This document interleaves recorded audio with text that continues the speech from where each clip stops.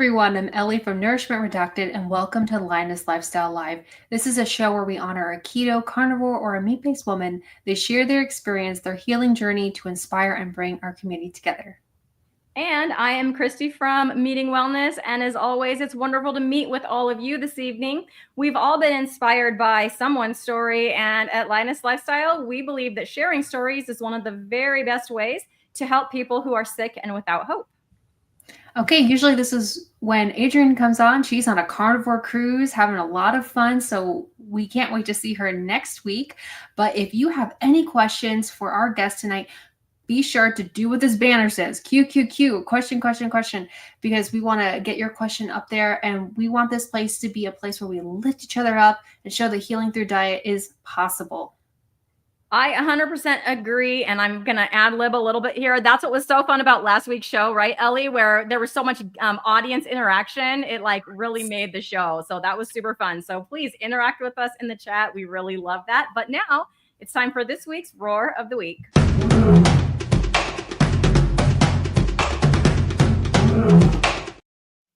And this week's Roar of the Week is from a new subscriber. Yay! Strange Reality Blog says, just subscribed. Much love from Cleveland, Ohio. Thank you so much for being a new subscriber. We love all of our subscribers here at Lioness Lifestyle. If you want to be shouted out for next week's Roar of the Week, just drop us a comment after the show is over down below the episode, and we'll be happy to hunt through those and choose one to shout out for next week's show.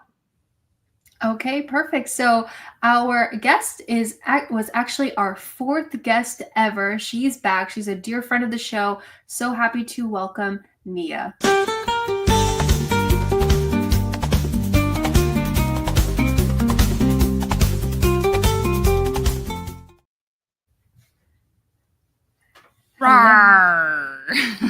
she's born at the beginning of the show. Yes. Fierce right off the bat. Perfect. We love that energy. Thanks so much for being on the show. Like I was saying, you were our fourth episode when we were just little lioness cubs. So thank you so much for coming back. For anyone who doesn't know you, share with us who you are, your health journey, all the way up to finding a carnivore diet, please. Yeah. Thanks for having me back. I'm a big fan of this show. I think it's awesome that we always have lions and lionesses in the chat, but featuring women's stories, I think, is a really great thing because it's different for ladies, a lot of times with diet and everything. So my story's a long one, and so I'll try to give the somewhat shorter version of it. But I started having like major gut issues when I was a teenager. And I started looking at natural ways to deal with that, dietary interventions that I could do in my early 20s. And I've always sort of had this mindset that things can be done naturally, or that it's better to do things as naturally as we can. And so that's where I started, was with nutrition and diet. And so it was probably about 8-9 years before I found the carnivore diet, maybe even closer to 10, I guess, depending on how I count it. But I tried plant-based first, lots of fiber supplements, exercising and water and, all the things, kind of the standard advice that you get. I saw a few doctors throughout my health journey as well early on, and that's sort of the same advice that I was given. And so I really just went down that plant-based route. I tried vegetarian, still with some meat, but then I, went more towards the raw vegan, where I was just eating raw fruit and vegetables, and everything got worse. The more plant-based I got, the worse I felt. And I started having more skin problems, eczema, like super, super hypersensitive skin, sort of rosacea prone, redness in my face. And I would get little psoriasis blots, little spots that would come and go. But there was one time when I had them all over my body. And that's when I went to the dermatologist, and she gave me steroid cream and all this kind of stuff. But it's kind of whispered into my ear, like, well, you should, just go out in the sun without it, and don't wear sunblock, like actually let the sun penetrate your skin. and that's what might help you. Like after all the other people had left the room, she had to like whisper that to me. And so there were these little things that happened throughout my journey like that. And then things that I would stumble across, other people's healing stories and things that sort of just got me to the next step. So I just whittled my way towards an ancestral approach. I remember the day that I discovered like the paleo diet. I found this blog called Paleo Leap. I think it's still up. This was probably when I was maybe 26 or 27. And that was like a light bulb moment for me when I realized like, oh, there's a whole mentality and approach to diet that's based on like evidence other than just modern day nutrition science, right? Like there's a whole body of evidence in the hard sciences that's, we can draw off of and learn from that tells us about what we should eat or what we have eaten. So maybe what our bodies are more adapted to eating or designed to eat. And so that was a huge moment for me. So I cut grains out and kind of did the paleo thing for a while. And that's when the first time I started noticing any improvement whatsoever. So I was like, okay, I'm onto something. And then it still took me about 5 or more years until I had sort of just kept eliminating different groups of plants as I learned more about like different plant toxins and things that were, that people had issues with, nightshades, for example. And I was like, okay, these are tomatoes, potatoes, eggplants, all this kind of stuff. So like, let's cut those out. And then I would go for a while and be like, oh, I feel better, but still having issues. And then I learned about FODMAPs. And it's like, oh, these are huge issues for people, especially with irritable bowel syndrome and things like that I was dealing with. And so I just sort of like kept learning about all these different issues with plants, cutting things out until I was down to I'd eat these giant salads every day, I don't even know if I knew who Dr. Berg was at the time, but it was kind of like the 7 to 10 cups of salad plus meat. And then I was making my own salad dressings from like organic olive oil and apple cider vinegar. So I wasn't doing any seed oils or anything like that. And then there was a time period where I just like got really busy and I had made like a big roast or something like that. I think it was like chicken breast and something else. I had just a bunch of meat in the fridge. So I just grabbed that, and it was like 3 days in a row where I had only eaten meat and I didn't have time to make my salad for whatever reason.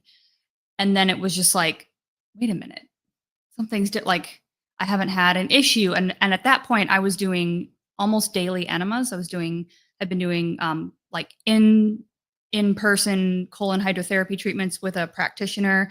But those got to be too expensive and time consuming. And I would be exhausted for days after getting one. And so I switched to home enemas, and I was still doing those like every other day, sometimes every day, just to like get by, to have, what felt like some sort of elimination process happening. And so I didn't feel like the need to do one, so like it just kind of hit me like, wait a minute, what have I been doing differently? And I realized, all I ate was meat. So then I went to the internet, and this was like 2018-ish, and Sean Baker had just been on Joe Rogan, and Michaela Peterson was starting to talk about her story with carnivore, Jordan Peterson. So like all that stuff started coming up when I searched for like all meat diet, And then I was like, oh, they're calling it a carnivore diet. And then I found this blog called Zero Carb Zen, which was a woman's story about, her whole health journey. And she was just eating meat, red meat. And so I thought, okay, I'm onto something. So then the story gets complicated again. So I was on it for about 11 months. I had no gut symptoms. I had clear skin. I felt better than ever, but alcohol was also a huge part of this story as well. And I continued to drink alcohol the first time on carnivore. But then I got pregnant, so I stopped drinking, but then I let like the food slowly came back in as like the coping mechanism. And I was sick and I had meat aversion and like everything aversion pretty much. And so it was just like a rough go of it. And so then I struggled after that. We had our baby in March of 2020, right when all the craziness was beginning, and we moved a bunch of times. We lived in an off-grid bus, and I was kind of by myself with a baby doing that. And so just like high stress period of time, a lot of uncertainty. And, I sort of went back to those coping mechanisms that had been my crutches throughout my life. And then I hit a rock bottom moment again and was like, okay, I have to, if I want to be the kind of mom I want to be, if I want to be like the kind of human that I want to be, I have to get my proverbial crap together. And so that was around July. I don't know the specific date, but July 2023, when I quit drinking and did carnivore together, which is what the combination that had never happened before. So it was either carnivore with alcohol or no alcohol with the food, with not carnivore. And so this has been the first time when they both aren't there. And if you followed my channel or, seen any of my videos, I've had my ups and downs, and I still have a ways to go, but it's like, once you see this, you can't unsee it. Even if things aren't perfect, there's really no going back, at least for me, in my opinion. So here I am talking about it on the internet. Here you are is right. And I have tons of questions, but we have had one viewer ask a question and they've asked it twice. And so I really want to make sure that we get this question. So this is from Deaf Pure, saying suggestions using carnivore lion for OCD/intrusive thoughts. Currently 94 days in and no relief yet, unfortunately. So first, I'd like to say none of us are doctors or medical professionals, but we can just share with you our personal experiences or maybe those we've heard from others to hopefully help you. I've seen a couple in the chat already talking about, high fat.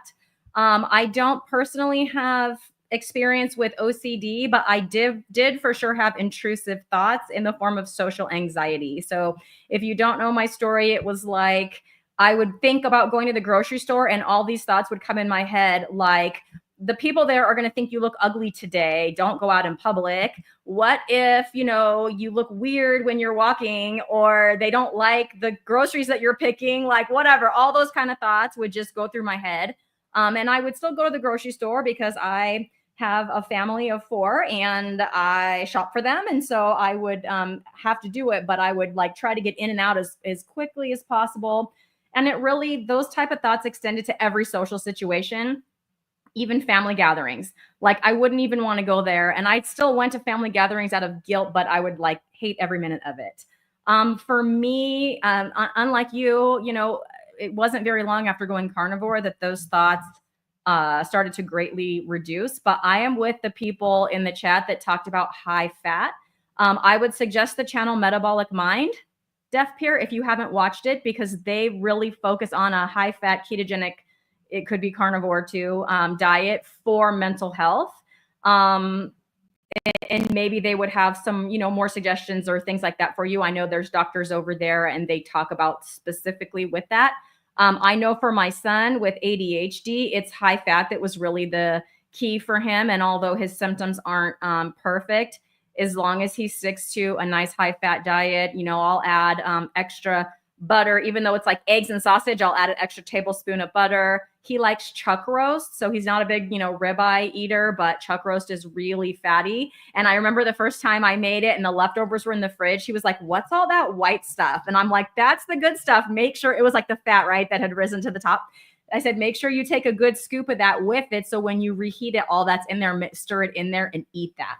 So he does that on a regular basis. And as long as he, keeps his fat up, his ADHD symptoms are much better. So again, I know that that's not, OCD specifically, but talking about mental health, I know that high fat is the key. Do you ladies, I would love for you ladies to add anything to that or your personal experiences? Yeah, I don't have any diagnoses that match those things exactly, but all I know is that the longer I do this, the more I realize how much of an issue, how much mental health was probably an issue for me in the past. So like I said, I've never been officially diagnosed with anything by anybody, but I know I had social anxiety. I didn't know what social anxiety was until I was probably, 25, 26. And then I have definitely had issues with general anxiety and swinging into, I don't know if it's technically depression or not. So, but again, I can understand the intrusive thought part of that too. And I I have a little bit of what I would consider compulsiveness. Again, I don't know if it would be technically termed obsessive compulsive or not, but to do things. So just my thoughts, like, I think something, so you're 94 days. That's, a little over 3 months. I'm 18 months in on my second time, and I still have days where I, I have struggles, and things aren't perfect, and I don't feel like I can go out and conquer everything. And so I think there's more variables that are involved in, managing our life and the way we see things than just nutrition. I think nutrition is crucial. I think nutrition is the first thing to look at, and the first building block to, making sure you're getting all those building blocks through your diet. But I think there's other things that can be looked into. So yeah, I think that the channel recommendation was a good idea. And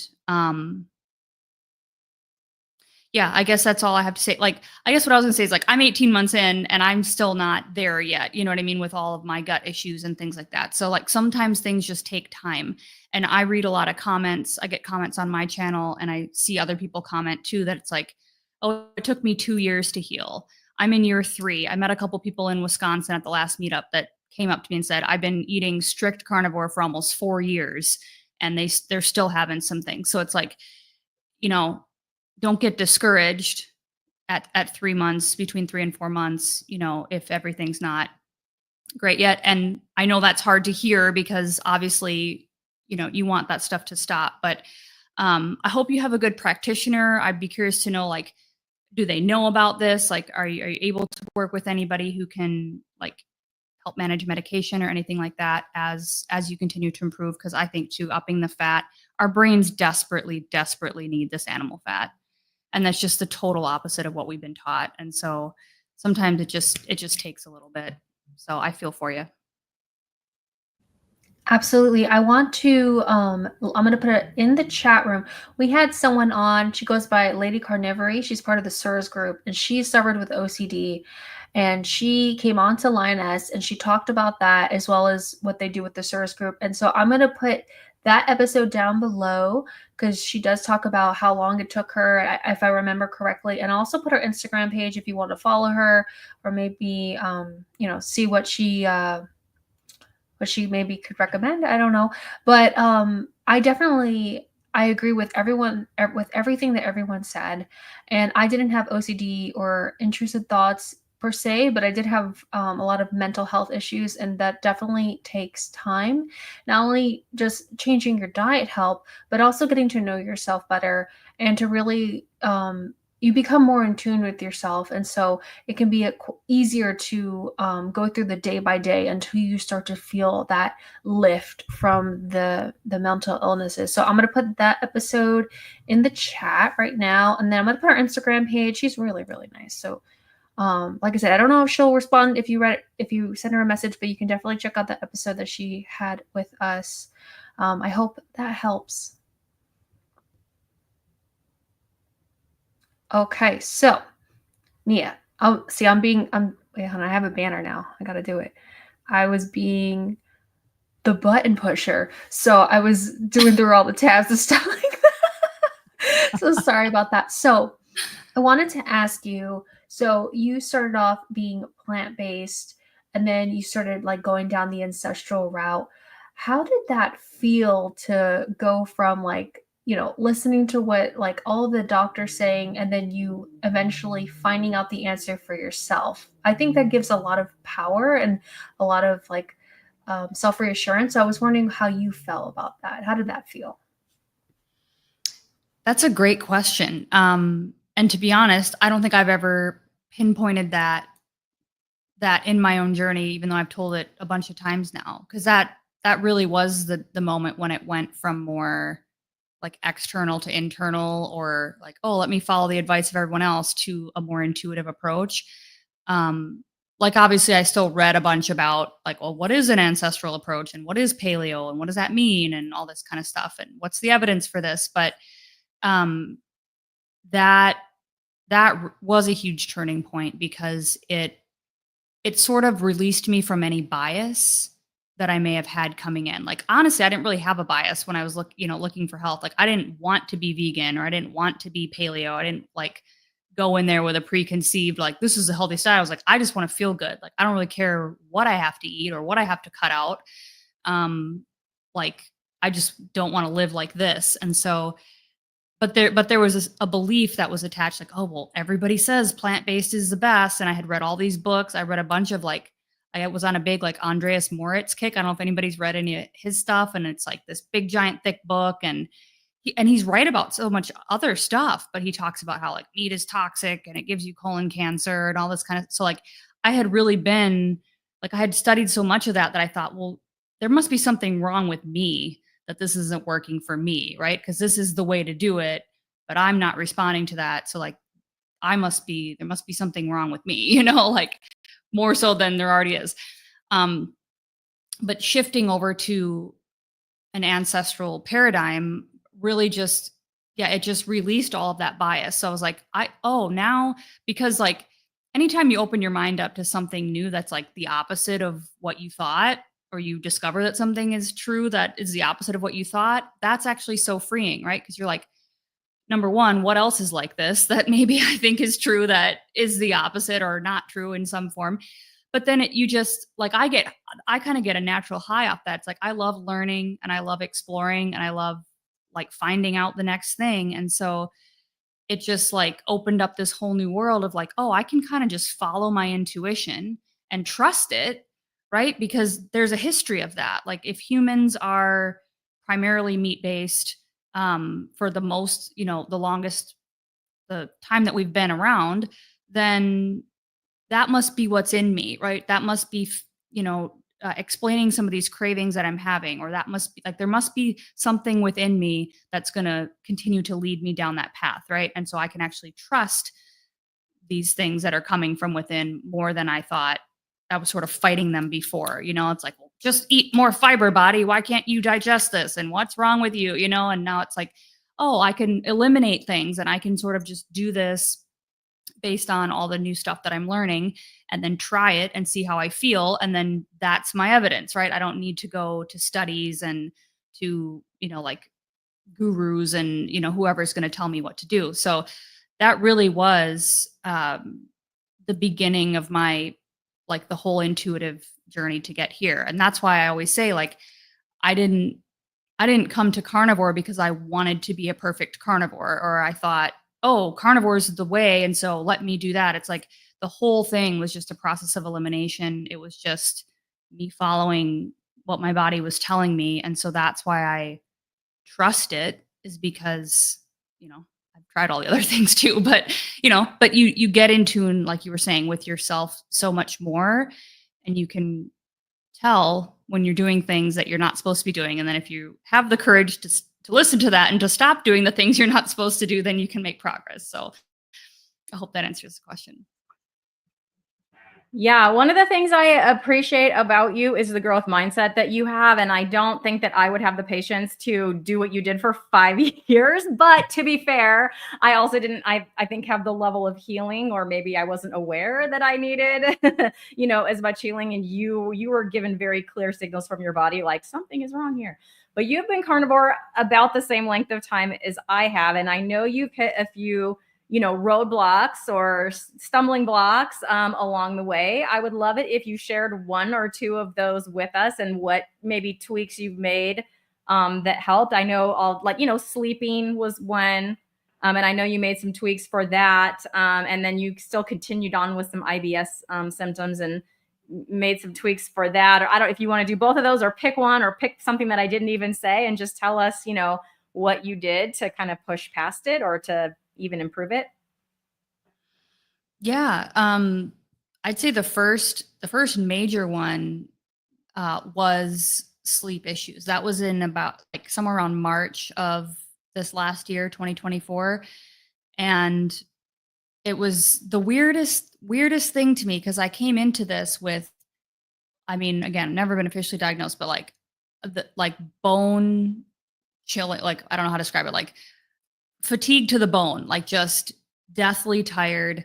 Was drinking like a pot and a half of coffee a day and just like couldn't stay awake. Like I couldn't exercise. I couldn't do anything strenuous at all. I was like, a pin would drop in here and I would just be like ready to explode, just wrecked, you know? And so I had never had trouble sleeping. I could go to bed at 7:30 p.m. and sleep till 8 o'clock a.m. and still be tired all day. And so it was like, never had an issue sleeping. And then all of a sudden I would start waking up at 3 in the morning or 1:30, like between 1 and 3, wide awake, but feeling, like tired, but like, oh, I could get up. And I was kind of excited at first because I love getting up early and I love like working on the computer before everybody gets up. And that's my quiet time and all this kind of stuff. So I was excited about it at first, but then I was still getting like 4:30 p.m. I'm done. Like I have to go lay down. I got to put my kid, like we got to snuggle in because like I can't do it anymore.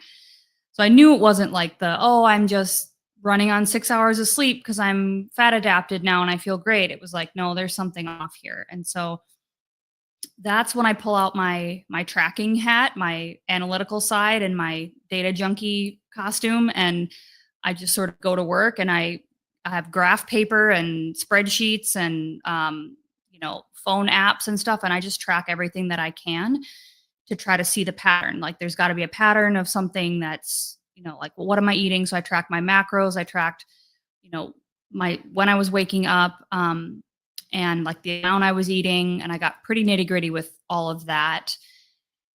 And then I was adding in raw dairy at that time too, to try to work with some gut stuff, but I was reacting really bad to that. And so, really what I ended up seeing, the trend was that I was, I'm about, let's see, when's the last time I weighed myself?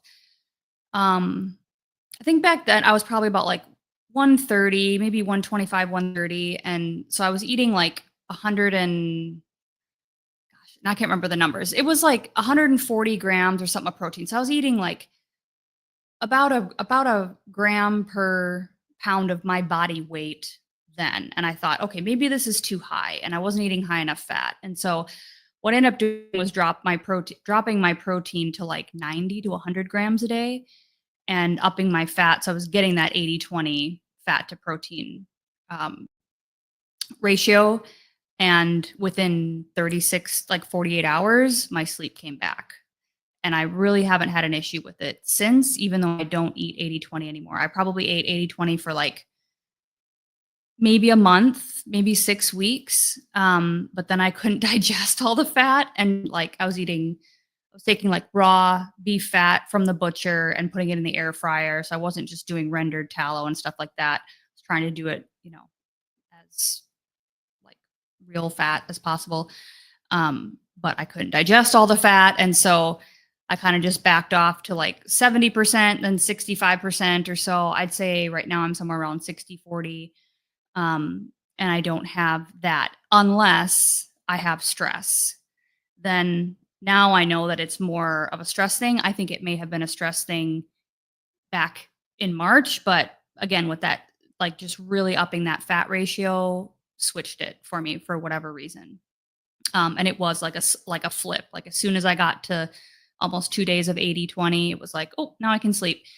But now if I ever have a sleep issue, which is very rare, like I really don't, I can't think of the last time that I was like, man, I wish I could go back to sleep, and I can't. I know it's stress or it's been too much blue light or something. So really that was the big one. And then, my digestion's been just up and down and all around, like since I started. And I ate a lot in the beginning. I tried to do like the priming way to like really saturate my body with nutrition so I could fast, because I know fasting's like the best thing for my gut. But that made me super tired and I couldn't digest it and I got constipated. And so that was like 4 or 5 months that I kept trying to force that. And so what did I do? I strayed away from my intuition, because this time I came in going, let me follow other people's advice. Let me do their method. Let me do what they think. Let me follow, which there's nothing wrong with taking other people's advice. But I didn't trust myself. And so now here I am. But Well, that's just great. I love your story because you're so interpersonal about everything. You're always thinking about how things are connected and all that stuff. That just speaks to me. I wanted to ask you about, you mentioned that you had IBS. Can you describe what's going on with your gut a little bit? You recently had a video where you took a test and you were doing a spit test and all that stuff. I always find that so interesting. So what did you think about that? Was it worth it? Yeah. So, I mean, I just got curious because so I got a full GI map done in August of last year. After I had done that, it was a candida spit test. So I thought maybe, because I had been told years and years ago when I was getting those colon hydrotherapy treatments by the therapist, she was like, you got candida. Like, I can see for whatever she could see, which I don't know how people do that job, but she was like, you have candida. And I didn't know what candida was at the time. So I looked into it and I realized, oh, sugar feeds it and all this kind of stuff. So, and I was kind of getting towards keto, I would say around, not quite though, back then. But anyway, so that when that popped up, I thought maybe I have this candida infestation, but I never really had any of the other symptoms, like the oral thrush or the vaginal yeast infections. I don't get any of those. So I was like, I don't really think it is, but, or I don't have any nail fungus or anything else like that. But I thought, let me see.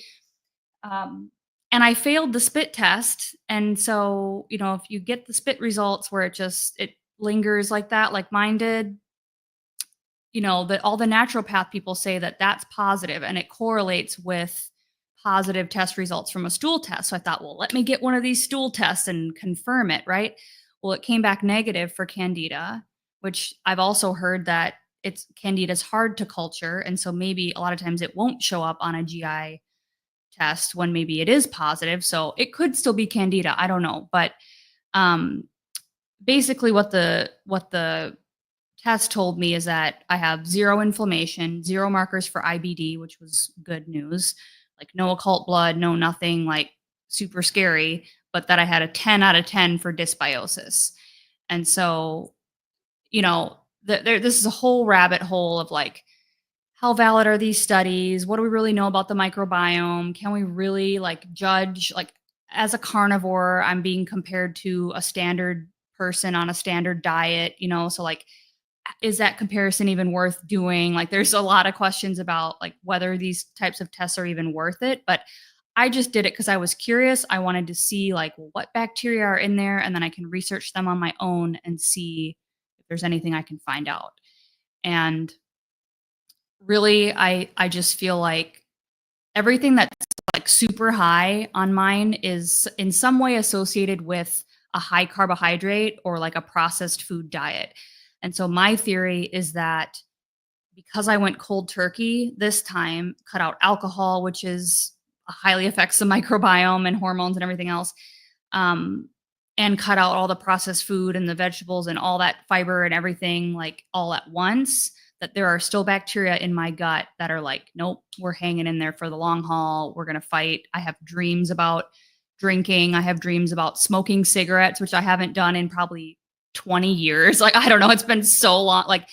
There's still something living in my gut that's trying to get me to eat the junk. I'll have dreams about eating a whole box of Snickers bars in my car, and wake up and think it'd be so real that I think I did it. And I'll be feeling guilty for an hour till I realize oh, that was a dream. Holy crap. So I think there's way more to the microbiome than we know. I think the microbiome, the bacteria in our guts, it's truly a symbiotic relationship. So they can literally, they know what we're thinking. I just interviewed Malia from, I don't even know her last name, from the Integrative Health Foundation or integratedhealth.org. Carrie interviewed her on Homestead How, and I just got to talk to her. So that video will be released. And we talked a lot about this. You're going to be blown away.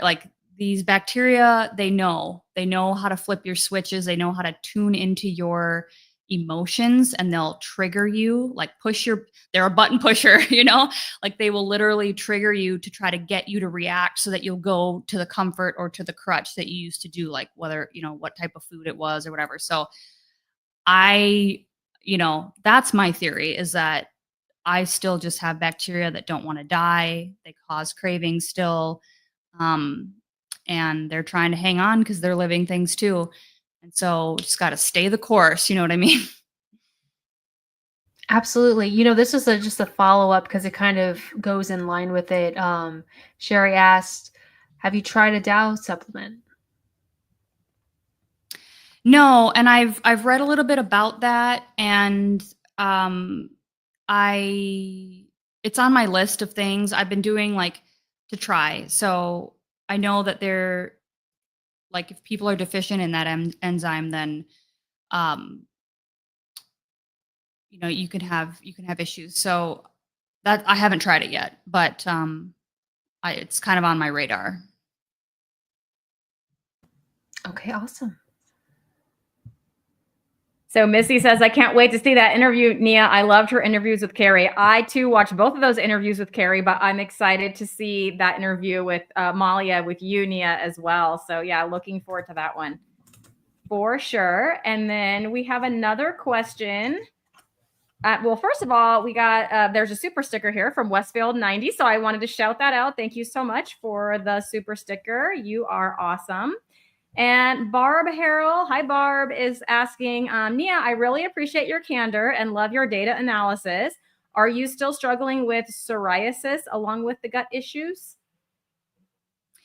I do have some psoriasis that does not want to leave me alone. I recently named the one on my knee Fiona, because I thought, you know what, if she's just going to hang around here and, I'm going to wear shorts and skirts, above the knee, then we're just going to give her a name, because might as well just embrace it. So I have what's called guttate psoriasis, which is a little bit different than what people normally think of. So I get literally little leopard spots, and they typically go away within 2 to 3 months with no treatment, is what you'll see on the internet, but there was this one spot that I hadn't had any for a long time.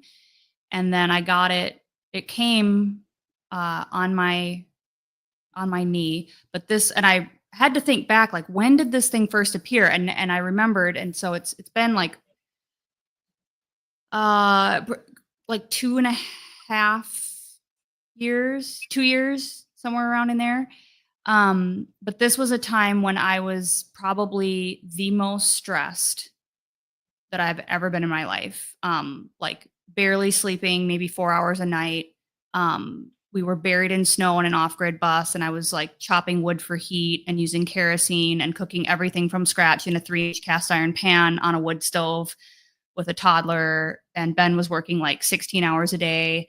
And we had to drive our car that was basically on the verge of being it was falling apart, through an ice river that was 3 feet deep. And I had to drive that through a river of ice in the middle of the night in a valley that had no cell phone reception. So if I would have got stuck in that river and flooded my engine, I couldn't have called anyone. I would have had to swim out. To go to a job where I did manual labor from 2 a.m. to 7 a.m. and then would work all. So that's when this psoriasis started happening. So it was again, there's nutrition's one thing, then there's stress is another, and the nervous system, which is another thing. And so that is the one that has never gone away. There's been 4 or 5 little other bitties that have come and gone like they normally would have. And when I go in the sun, they disappear, except for my stress one, Fiona. And so that's kind of honestly what's led me. And I truly think that psoriasis is a gut issue at its root. There's probably still leaky gut. I still don't have perfect digestion.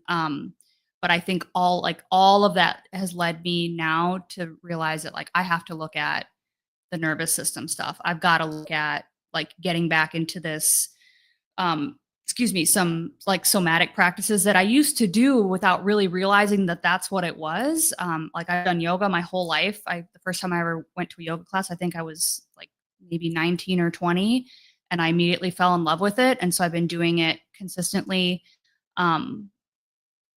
my whole life. And then I stopped when I exercised when I got pregnant, but obviously I couldn't do the same stuff. And then I didn't really do it through those 3 years of super stress. And so Then when I got super tired this time, like I couldn't do anything. And so I've just recently started adding stuff like that back in. And I think that's what's ultimately gonna get me there in terms of like taking it down a notch so that my body can actually digest and use the nutrition that I'm giving it and heal, and my gut can heal, and then my skin will heal and my brain will finish healing and all that kind of stuff. So even going back to the comment about OCD and brain issues, the gut and the brain are so intimately linked. And I'm telling you guys, these microbes, they want to live too. Just like plants are trying to kill you because they're alive and they don't want to die, like so are these microbes.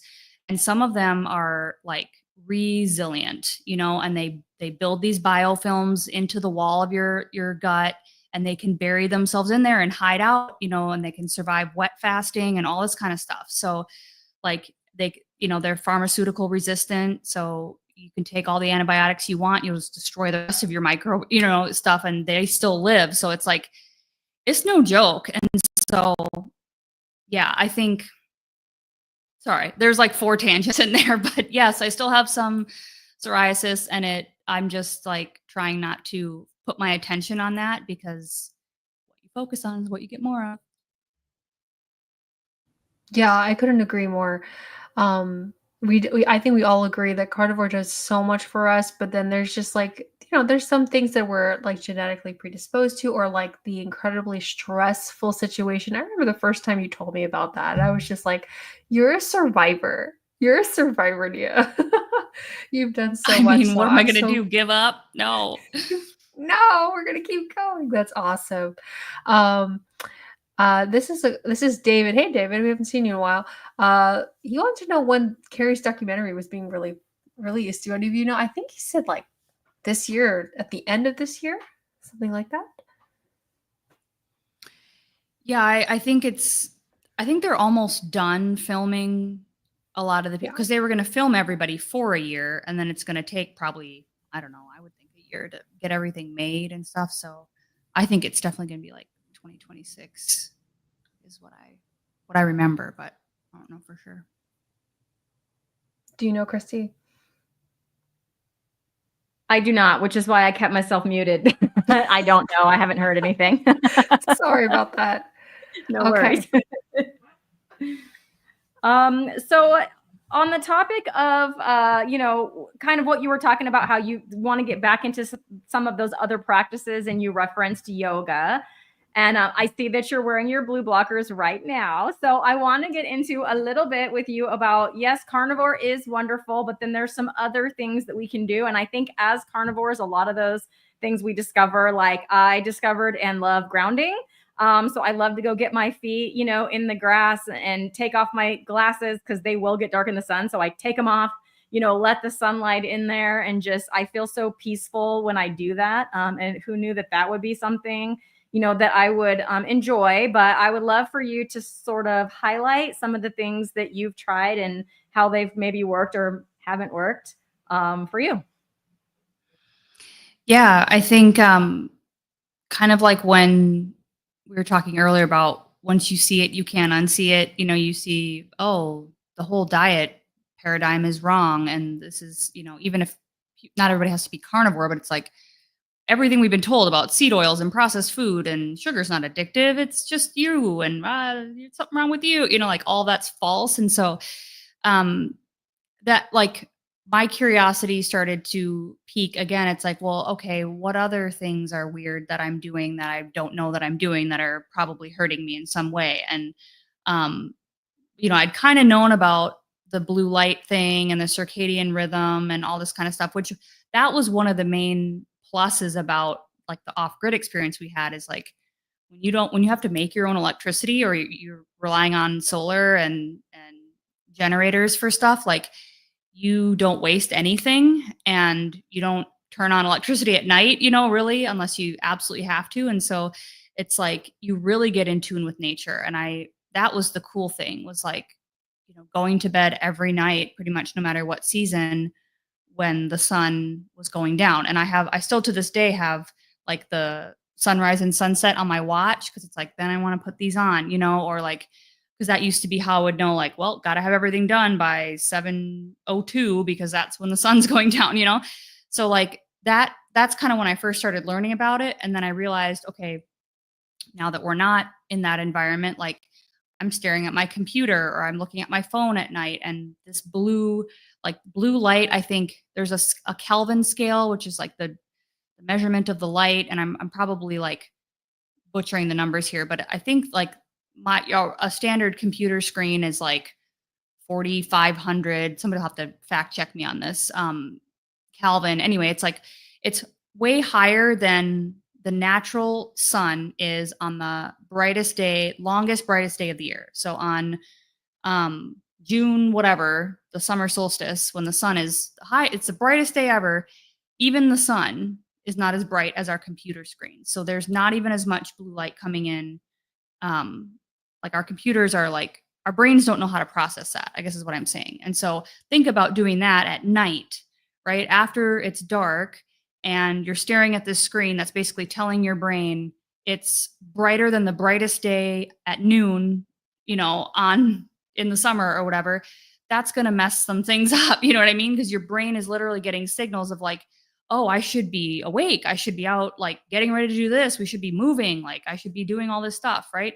And it completely messes up your melatonin production and all this kind of stuff. And when I was at Hack Your Health, I learned from this presenter there, she said, even 15 seconds of like, if you open your fridge at night and look for something for 15 seconds and then shut it, that can shut down your melatonin production for the next 2 hours. So we wonder why we have sleep issues and, you know, hormone issues and all this kind of stuff, right? And the kicker is you can wear these, but right now my skin is still recognizing that blue light. My skin can still tell that it's hitting it.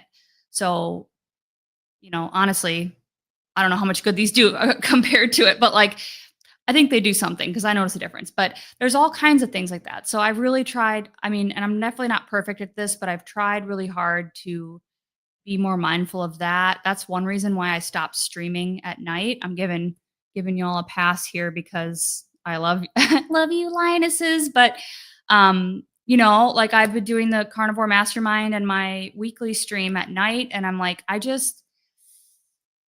get too riled up and then I can't get to sleep on time, and like I have to prioritize my health. So I've tried to make changes like that to avoid being on my computer late at night. And I try to wear these. I have an app called Twilight for my phone, my kid's tablet, anything that, you know, we're looking at, so that, you know, it dims your screen to red automatically. So there's that. And then most recently I've been getting into breath work and back into yoga and somatic movement. And I've taken a couple courses and I've just really like dove into a little more of the neuroscience and the nerve, like the limbic brain and what all that stuff means, and how we're so dysregulated, you know, again, with the way our modern world is, the stimulation, the blue light, the pollution that's everywhere, like the stress that we're under, the social media, like all the stuff, you know, and it affects us.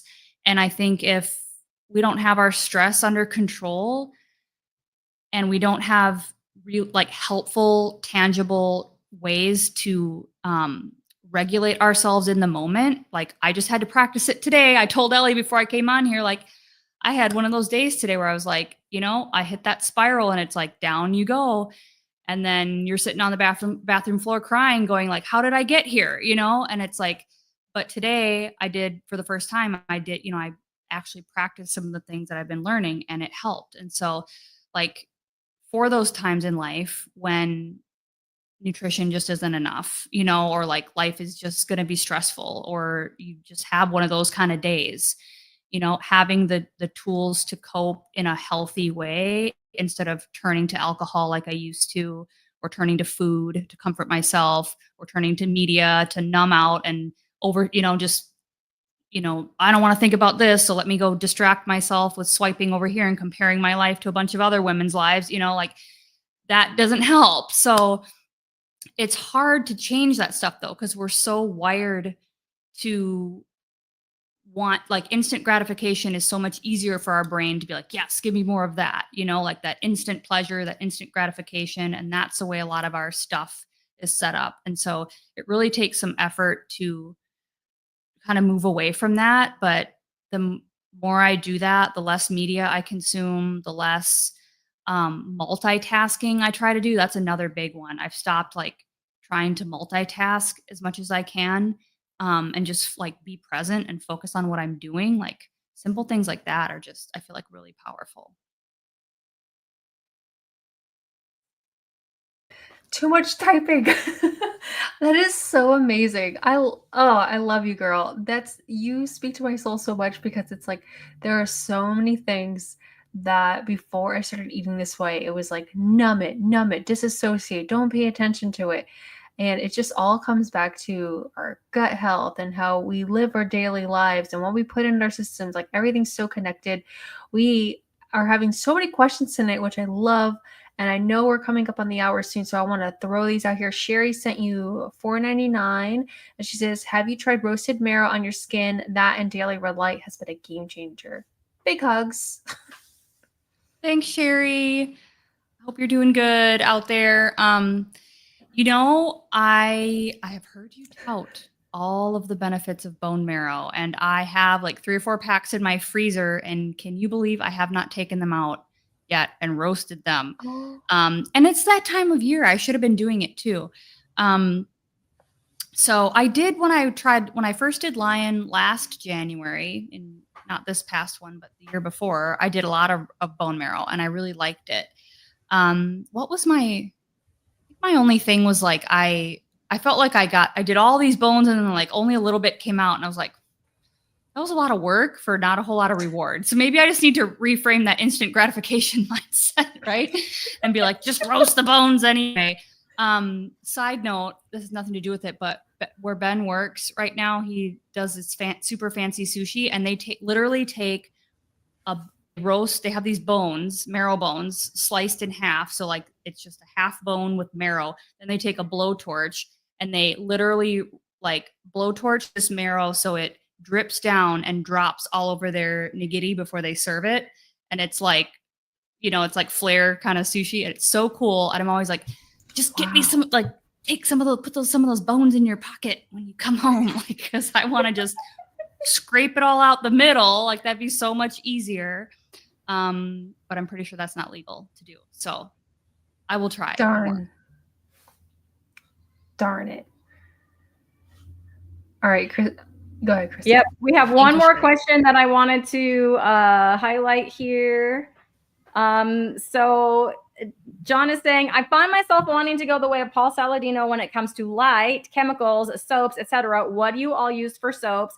I try to buy, like, you can make it, but, you know, I don't have time for that. But anyways, beef tallow soap, and I buy it from Laura Russell. Her website is Russell Brands. It's brands with a Z. And she makes this stuff for herself. And the reason I like it is because she sells it at a pretty decent price. So it's not too pricey, and it's a really good soap. And then I've also found myself sort of slowly trying to change the different products in my house to, maybe they're not perfect, but definitely better than what I was using. So I just bought some dishwasher like tabs that don't have plastic, stuff like that.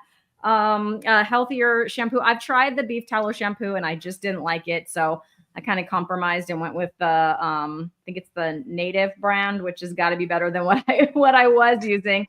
Maybe I'll find one that's, you know, a little better and healthier in the long run. But I just kind of slowly over time trying to improve those things. But yeah, I can vouch for Laura Russell's Russell Brands tallow soap. I really do like that. How about you guys? What do you guys use for soaps and things like that? I'm so boring. Okay, so back a couple of years ago when I first went to the dermatologist and I was like, I have rosacea, and and then I learned later that I have perioral dermatitis, and I have keratosis pilaris, all these fancy words that basically mean your skin is not happy. He was like, I remember him saying to me, he was like, how long do you take a shower? And I was like, I don't know, like 15 minutes. He's like, that's too long. You need to take a 5-minute shower. And it was like all these complicated things. He wanted all these creams and potions and all that stuff. I I agree with wanting to go more natural. The thing I use is Dove unscented bar soap. I keep it really simple. That's what I use. And I actually, for my skin, I ended up finding a sulfur cream that helps with my skin, and that's why I'm looking so much clearer nowadays. Um, and with chemicals, for cleaning chemicals, I tend to use the Method brand. It's probably not the best, but it's better than like Pine Sol, like I used to use back in the day. And I won't lie, I still have Pine Sol in my house. But, that's what I try to do. Just try to do better.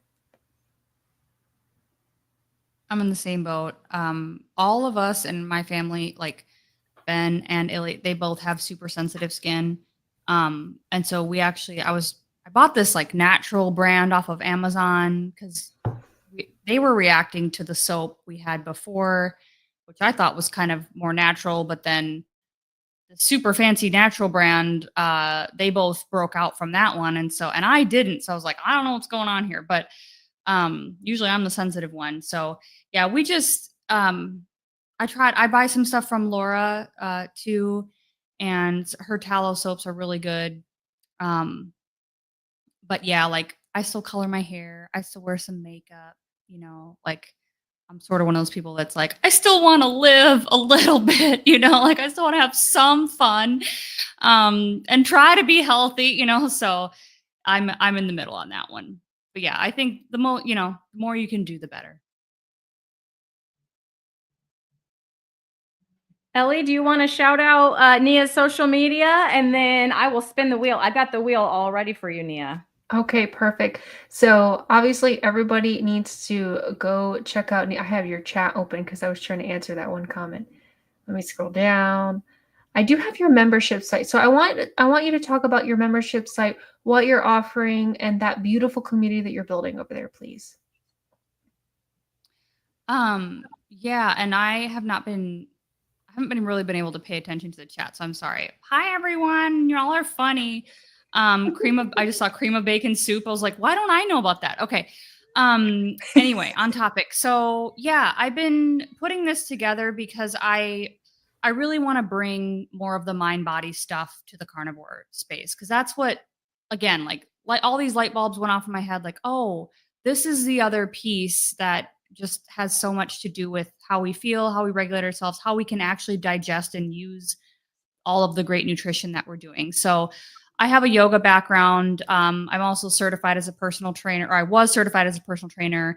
And I'm currently certified as a group fitness instructor with a specialty in functional training. So I've studied like the science behind functional training, and I've also practiced it for many years in the form of yoga and dance, some martial arts, just dabbled in a lot of different things, acrobatics, all that kind of stuff. And breathwork's been a part of a lot of that. And so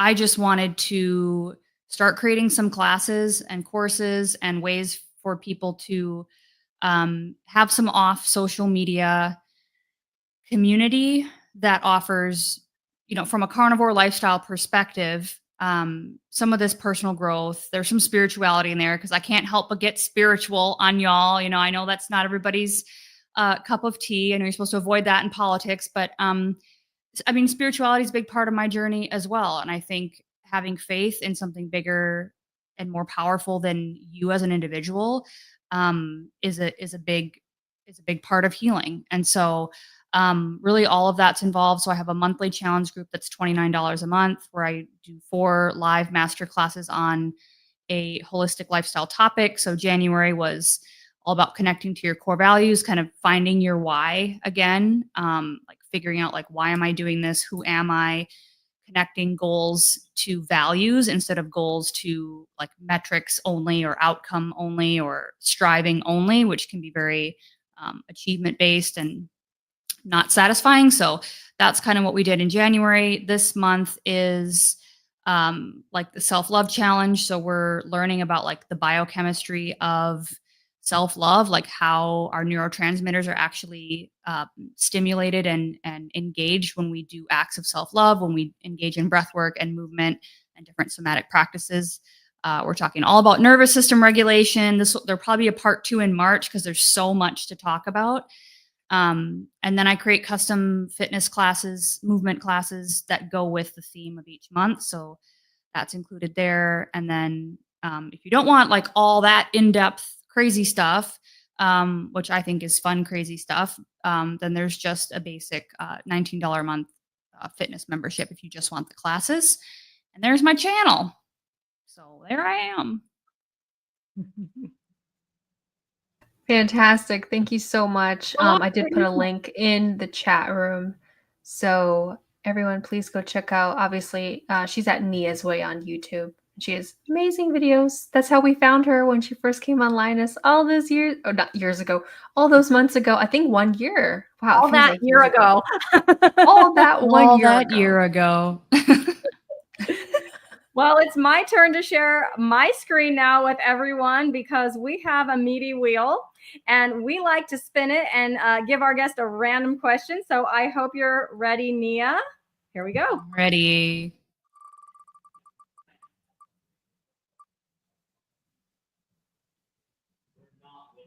Ooh, we had this question on an episode recently, and I would love to hear your take on it. It says, do you believe that a carnivore diet is suitable for everyone, or do you think it's more of an individualized approach? That is a good question. I would say I think it's suitable for, well, it's hard to say everyone, right? Because there's always going to be an exception to the rule. I would like to think that carnivore would be doable by anybody. However, I don't think that everybody has to do it. I think there are people that could tolerate some plants that just want more variety, and I don't think there's anything wrong with that. I also don't think that everybody, like maybe you need to start out carnivore and maybe you can add some things back in. Maybe you can do seasonal, like eat more, berries and stuff in the summer and then be carnivore in the winter. So I think ultimately it's an individualized approach. I think that everybody needs to know about carnivore. I think everybody needs to know that it's an option. And I think everybody should try it for 90 days and just see. You can always go back if you hate it, if it doesn't work for you, but ultimately the journey to health, the journey to our best selves, I think is an inner journey. And so if you approach it that way, you'll find what's right for you. Awesome. Thank you. Okay, it's that time of the episode. You know it, you love it. It's the roar, right? So everyone, I made a banner. Get ready to roar. Write roar in the comments. And if you're watching the replay, hey, replay crew, write roar in the comments so we can thank you for sticking with us all the way to the end. We love you guys. So I'm going to count down. Okay, ready? 3, 2, 1. Roar! I'm in the chat too. Hey. I love it. All right. Oh, they're coming in fast and hot. We got Cristie. Wait. You guys just did it. Okay. Thank you. Oh, nobody. Somebody had to say pecan. I set a world record, or at least a Lioness Lifestyle record, for the number of times I got Ellie to put that picanha banner up last week. I thought I would give it a rest, but no to everyone. Bruce did it. It needed a break. No, thank you, Bruce. I did not even know. And by the way, I just want to say, to plug y'all, I think your show is amazing. I'm usually always in here in the chat on Tuesday nights, hanging out. And I just want to say that I think you guys are doing great work. I wish Adrian was here. I'm glad she's on the cruise, but it would have been fun. But you all are a great team and you're doing amazing work, spreading stories and spreading stories. Is that how you say it? Sharing stories, spreading good stories, right? Spreading them. Okay, whatever. I'm tired now. Thank you so much. That means the world to us. Well, Neah, this was a fantastic episode. I think the people out there really enjoyed it. Hi to everyone who watched on Neah's channel. It was fun having you on with us. We'd love to have you come on over to Lioness Lifestyle and sub over here. We are live every single Tuesday at 5 p.m. Pacific, aka 8 p.m. Eastern, and all the time zones in between. We would love to see you all back here next week, and we'll have another fantastic guest for you. Bye, everybody. Bye. Bye.